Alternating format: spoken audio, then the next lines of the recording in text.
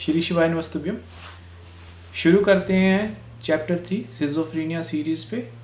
ये चैप्टर होने वाला है बेस्ड ऑन माय जर्नी। इस जर्नी में कैसे योगदान रहा है साइकेट्रिक्स विजिट्स का, जो मैंने विज़िट की है साइकेट्रिक्स को मिला हूँ इस जर्नी के दौरान, और सेकंड तांत्रिक बाबाओं को मैं मिला हूँ। तो ये जर्नी में इनका क्या योगदान रहा है, मैं इस पे बात करूँगा चैप्टर 3 में। चलिए शुरू करते हैं।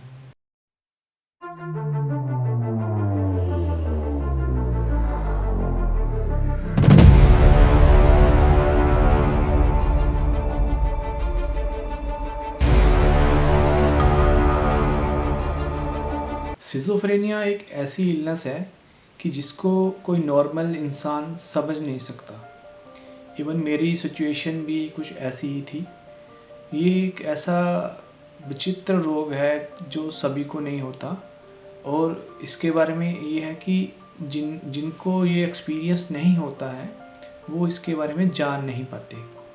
एक्चुअल में जो सफ़र करते हैं इस सिचुएशन में वो ही उनको ही असली रीज़न पता है कि उनके साथ क्या हो रहा है। तो सेम सिचुएशन मेरी भी थी, तो जिससे मैं गुज़र रहा था कोई भी नहीं जानता था। मेरे आसपास मेरे पेरेंट्स थे, मैं मैरिड हूँ, वाइफ थी, and I have little kid, daughter थी मेरी, एंड वो अभी फर्स्ट के बाद सेकंड में हुई थी, सेकंड क्लास में।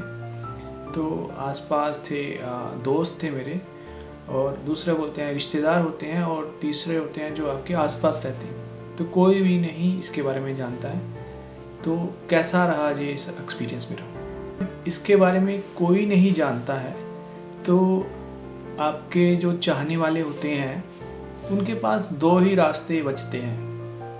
पहला रास्ता होता है कि वो साइकेट्रिस्ट के पास लेके जाएं आपको, और उनसे सलाह करें ये क्या सिचुएशन है, और उस पर मेडिसिन ली जाए।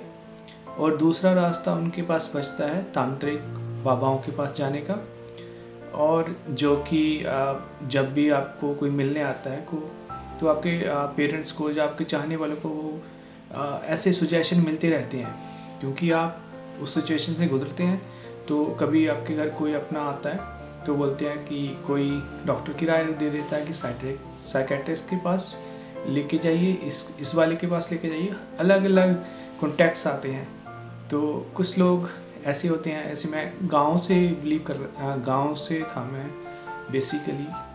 तो गांव में कुछ लोग और तांत्रिक बाबाओं पे भी काफ़ी बिलीव करते हैं। तो वो ऐसी सलाह दे देते थे कि इस बाबा के पास लेके जाओ, इस बाबा के पास लेके जाओ। अब घर वाले फंस जाते थे कि अब वो करें तो करें क्या। तो इस जर्नी में पहले मैं साइकेट्रिस्ट के पास गया था, तो मैं उसका अपना एक्सपीरियंस शेयर करता हूँ, क्योंकि ये मेरे पर्सनल जर्नी थी। तो ये मेरे एक्सपीरियंस डिफरेंट हो सकते हैं किसी दूसरे पर्सन के मुकाबले। इसको आप पर्सनली मत लीजिएगा, और ये मेरे खुद के एक्सपीरियंस है। आई होप कि आपको इसमें से कुछ सीखने को मिल जाए। तो जब साइकेट्रिक्स विजिट शुरू हुई मेरी, एक्चुअली फर्स्ट मेरी विज़िट हुई थी, मैं एक्चुअली पंजाब से हूँ, पंजाब से बिलोंग करता हूँ। तो फर्स्ट कोई साइकेट्रिस्ट थे, होशियारपुर से थे, होशियारपुर पंजाब में है। तो वहाँ से मेरा ट्रीटमेंट स्टार्ट हुआ था। तो कुछ मेडिसिन थी जो मैं डेली बेसिस पे उन्होंने लेने पड़ती थी। शुरू में फर्स्ट 3 मंथ्स बहुत डिफ़िकल्ट था मेरे लिए, और क्योंकि मेडिसिन का लेना, और सारा दिन मेडिसिन ऐसी होती थी कि सारा दिन ऐसे है कि बेहोशी की हालात में ही रहना, बस खाया पिया और सो गए। बहुत कम चीज़ों को समझ पाना, क्योंकि एक तरह से नशे की रूप में होती है ये मेडिसिन्स, क्योंकि सिस्टम को स्लो कर देती हैं। जैसे मैं कोई भी काम करता था, जैसे सुबह उठ के ब्रश करना, तो वो भी मेरे लिए बहुत बड़ा टास्क लगता था मुझे, और उठना वहाँ से बहुत बड़ा टास्क लगता था। कोई भी काम करना, एक जगह पड़े रहना, कुछ नहीं करना, थोड़ा सा खाना खाना फिर सो जाना, फिर थोड़ी देर उठना, फिर ऐसे करके। तो ये एक्सपीरियंस था मेरा। तो 2019 में ये मैंने स्टार्ट किया था। तो उसके बाद उन्होंने बोला था कि इसके बाद आपको रिड्यूस होगा जो धीरे धीरे जो भी आपको सिम्टम्स आते हैं, जो वॉइसेस आपको सुनाई देती हैं, या आपको जो दिखाई देता है, क्योंकि वो सब यही बोलते हैं कि जो नहीं है आप वो बोल रहे हो कि आपको सुन रहा है और आपको दिख रहा है। This is what is happening with you, the problem is. तो इसमें ऐसे ही होता है।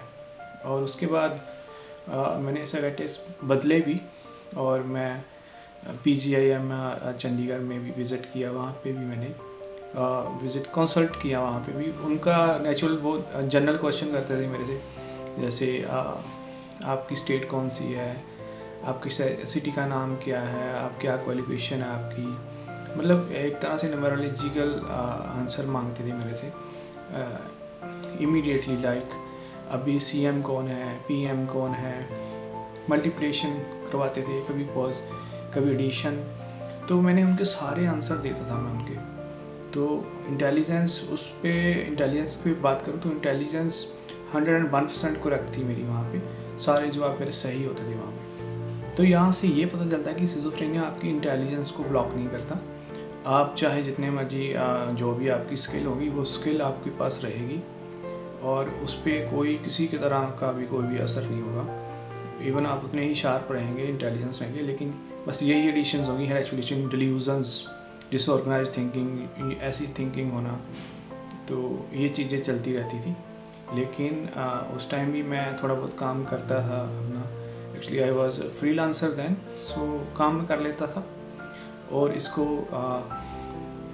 तब 19 में तो मेडिसिन चलती थी। तो एक साइकेट्रिस्ट थे चंडीगढ़ से, तो मैंने उनका नंबर भी ले लिया था पर्सनल व्हाट्सएप पे।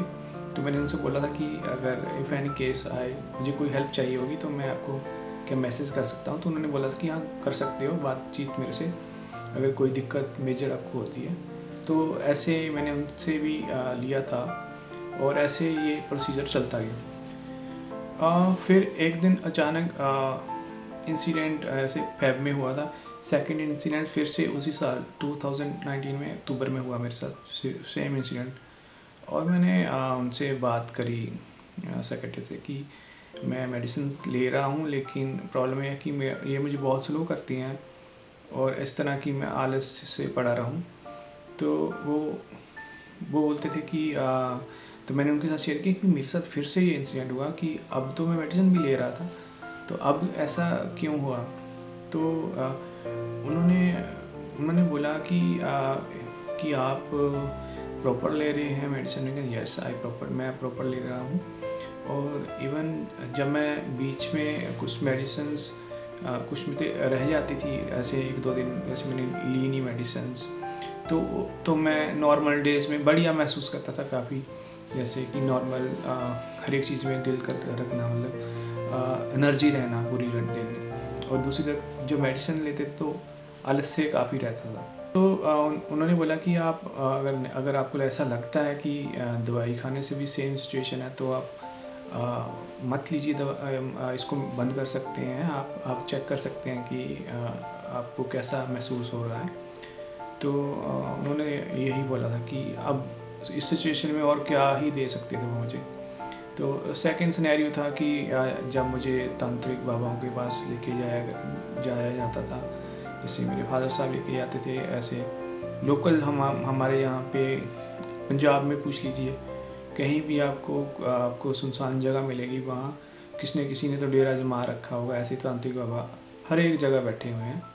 वो मेरा एक्सपीरियंस बहुत ही वहाँ पे ख़राब रहा है तांत्रिक बाबाओं के साथ, क्योंकि वहाँ पे आप बेफालतू की डोनेशन करते हैं, और सुबह से लेकर शाम तक वहीं बैठे रहते हैं, उनसे सुनते रहते हैं ये करो वो ये ना करो।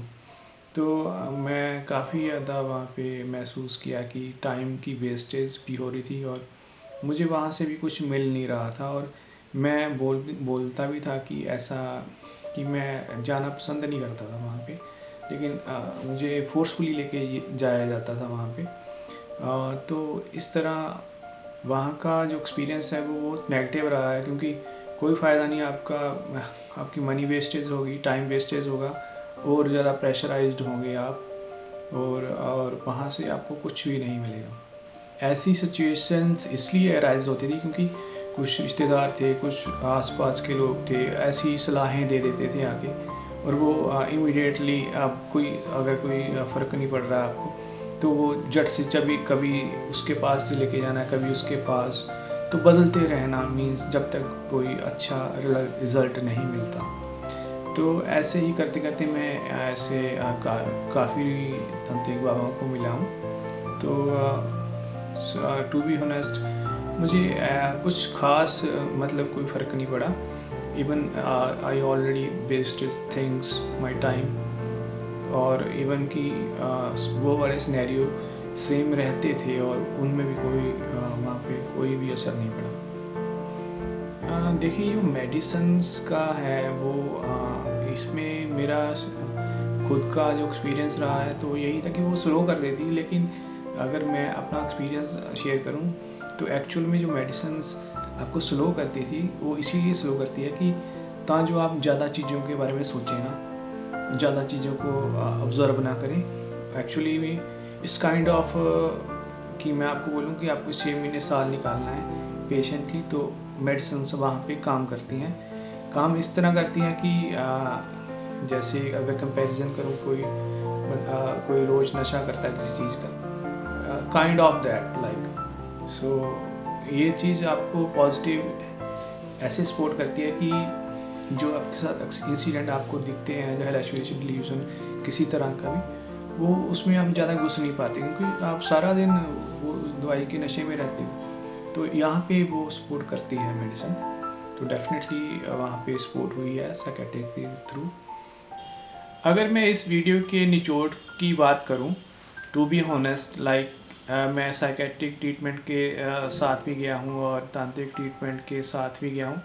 एक्चुअल में मैं अपनी प्रॉब्लम का सलूशन ढूंढ रहा था, तो जब भी मुझे मौका मिलता था किसी के साथ जाने का, मैं थोड़ा अवॉइड तो करता था लेकिन मैं मना नहीं कर पाता था, तो मैं उनके साथ चला जाता था। जैसे अगर साइकियाट्रिक विजिट है तो भी मैं जाता था, मेडिसिन भी लेता था, और अगर कोई तांत्रिक विजिट मुझे करनी हो तो वो भी मैं चला जाता था, क्योंकि मेरे मन में था कि मुझे कोई ना कोई रास्ते की तलाश थी कि आखिर कोई ना कोई सीक्रेट ऐसा ज़रूर होगा कि जिससे मुझे इस सिचुएशन से बाहर निकलने का रास्ता मिलेगा। क्योंकि मैंने काफ़ी एक्सप्लोर किया था, तो इसके बारे में मुझे कहीं से कोई इन्फॉर्मेशन भी नहीं मिली थी, ना ऑनलाइन ना कोई बाहर से किसी की, कि इसका कोई ट्रीटमेंट एक्चुअल में एग्जिस्ट करता है। तो इस जर्नी में मैं इस वीडियो को एंड करने से पहले आपसे ये भी रिक्वेस्ट करना चाह रहा हूँ कि प्लीज़ आप मेरे इस चैनल को ज़्यादा से ज़्यादा सपोर्ट करिए, ताकि मैं चाहता हूँ कि ये वीडियो ज़्यादा से ज़्यादा लोगों तक पहुँचे। इवन पीपल जो सफ़र कर रहे हैं ऐसी सिचुएशन से, उनको इससे बाहर निकलने का रास्ता मिले। और मैं ऐसा चाहता हूँ कि कोई ना कोई, अगर कोई ऐसी रिसर्च बेस्ड ऑर्गेनाइजेशंस हैं जो इस पे काम कर रही हैं, उनको भी कोई ना कोई सीक्रेट मिले, इसका सलूशन निकाल पाएँ वो आने वाली जनरेशन्स के लिए। और मैं तो यहाँ पे हूँ अपनी जर्नी के अकॉर्डिंग आपको सारी सलूशंस दूंगा जो मैंने यूज़ किए हैं। और जब मैं इससे रास्ता ढूंढ रहा था कि शायद मैं साइकियाट्रिक्स के थ्रू उस पॉइंट तक पहुँच जाऊँ या तांत्रिक पॉइंट तक वहाँ तक पहुँचूँ, लेकिन मेरा गोल तो यही था कि कोई ना कोई रास्ता निकलेगा और ब्लूम करेगा। तो मैं असल में क्या रास्ता मिला कि नहीं मिला, मैं नेक्स्ट चैप्टर में डिस्क्लोज़ करने जा रहा हूँ कि रास्ता कहीं और से ही मिला था मुझे। और वो 3rd वीडियो में मैं अगला चैप्टर, जो चैप्टर सिज़ोफ्रेनिया 4 होगा, उसमें मैं शेयर करूँगा कि रास्ता कहाँ से मुझे मिला था। तो बने रहने के लिए धन्यवाद। Thank you.